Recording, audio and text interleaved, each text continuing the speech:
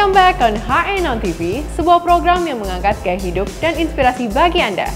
Saya Carla Yils akan memberikan Anda informasi terhangat dan pastinya ter-up to date.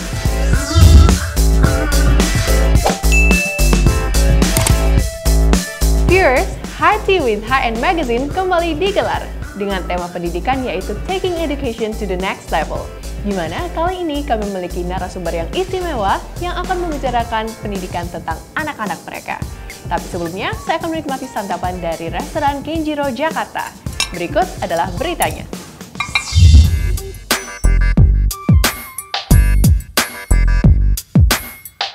Hi and viewers, berikut ini kami akan menampilkan keseruan acara High Tea with HN Magazine. Nah, hari ini pemirsa kita akan banyak sekali nih ya membahas permasalahan ibu-ibu. Walaupun yang join itu nggak cuma ibu-ibu, ada bapak-bapak juga kalau kita lihat ya kan. Nggak apa-apa ya Pak ya.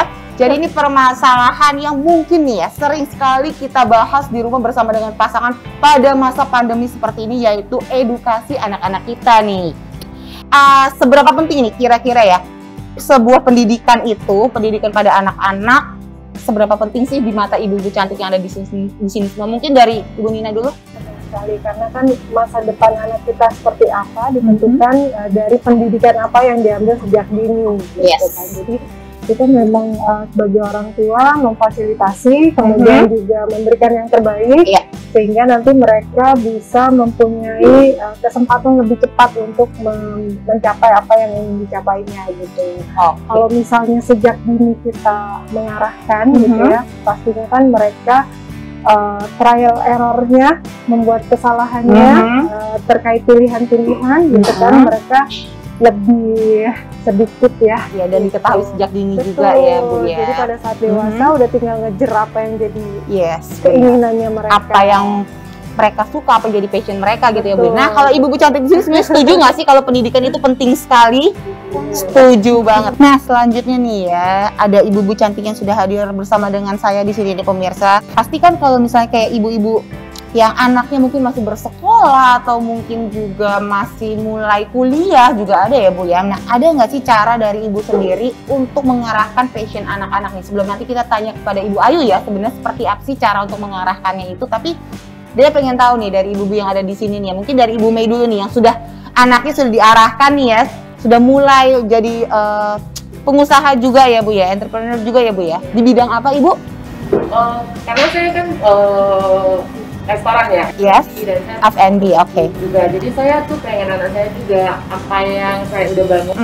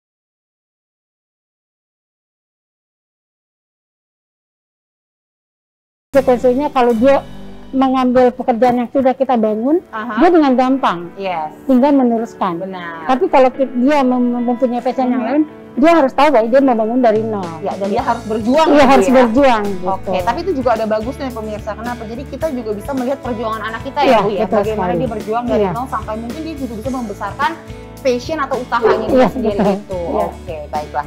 Nah, kalau untuk Ibu Sandra gimana, Ibu Sandra? Kalau anakku itu memang dari kelas SMA juga udah kepengen banget sekolahnya fashion business. Oke. Dan ya aku juga di bidangnya kan juga di bidang kecantikan, nggak beda jauh dari fashion. Jadi ya udah aku juga sokong dia. Jadi dari SMA sudah mulai ketahuan ya Bu ya? Dia udah kepengen sendiri itu gitu. Jadi makanya dia sekolahnya fashion business. Oke, jadi memang sudah terarahkan karena dia sudah tahu maunya apa nih ya Bu ya? Iya. Oke, kalau Ibu Nina bagaimana Ibu? Sebagai seorang desainer nih pastinya ya, kalau desainer kan pengennya selalu ada. Jadi dia punya merek itu lifetime, benar nggak sih Bu? Kalau sekarang sih masih dibiarkan mereka menggali ya, mencari apa yang jadi keinginannya masing-masing gitu kan. Seperti yang kelas 2 SMA. Ini lagi mulai cari-cari kampus juga Ibu, udah mulai.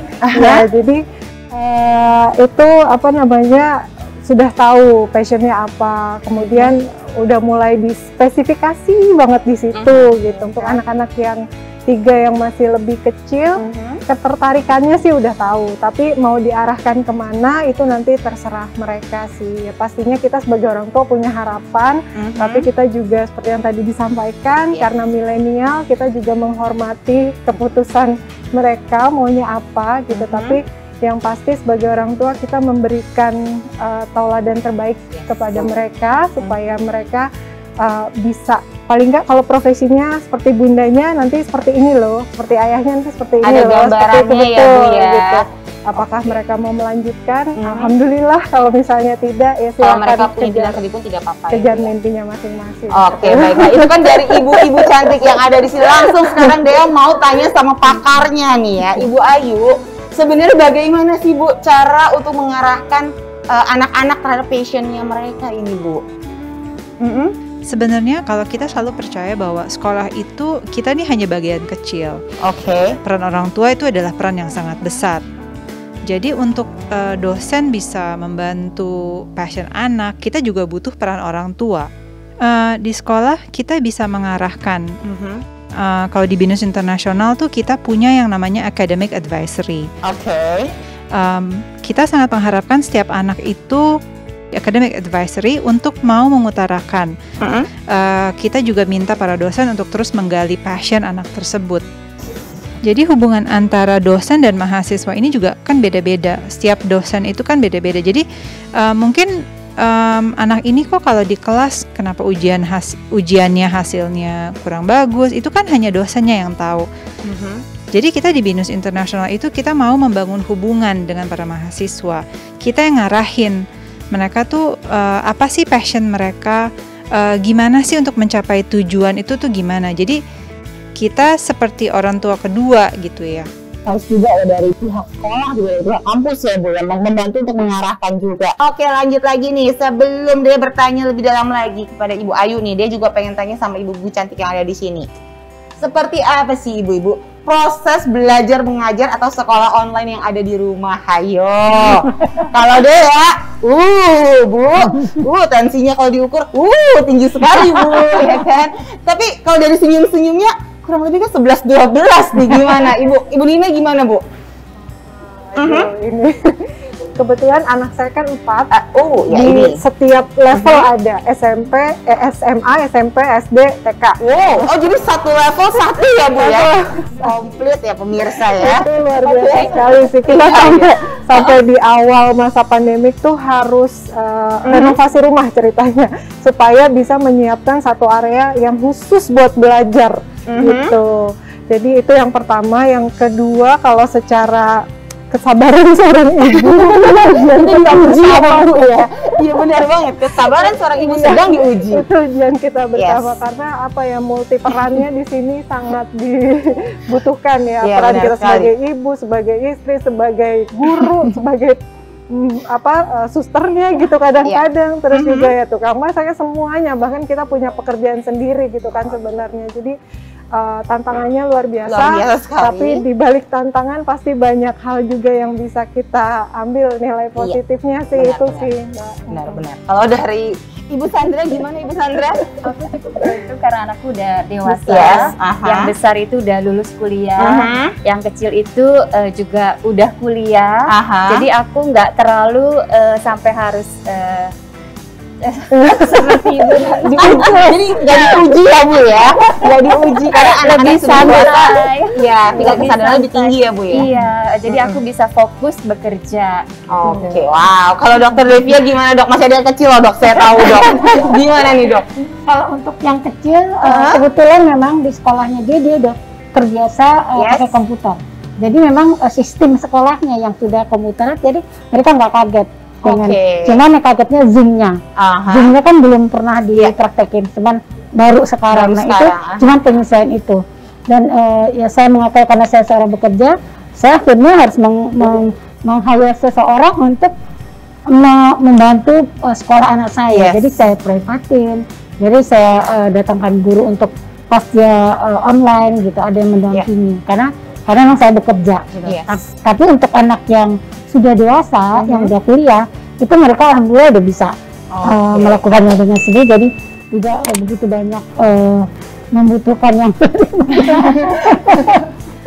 karena kan dari pagi saya udah berangkat kerja, pulangnya saya udah malam, nah kita makan malam ya, nggak ada waktu untuk menginikan mereka. Jadi itulah salah satu strategi saya supaya persekolahannya tetap jalan lancar. Iya benar banget, benar banget. Jadi itu salah satu cara juga nih ya pemirsa di rumah. Jadi ada solusi juga, mungkin kita bisa nih ya memanggil atau meng-hire orang yang cukup kompeten ya Bu ya, untuk membantu anak kita dalam belajar di rumah. Tetap ya, walaupun di masa pandemi ini pendidikan tetap bisa berjalan dengan baik pastinya. Oke, baiklah pemirsa, tidak terasa juga nih ya, sudah sampai kita di penghujung acara kita. Akhir kata, saya Dea Amelia pamit undur diri dan mohon maaf apabila terdapat salah-salah perkataan. Baik pemirsa, sampai jumpa lagi pastinya dalam High Tea with High End bersama saya Dea Amelia dalam episode selanjutnya. Small viewers, berbicara soal pendidikan pasti tidak akan ada habisnya.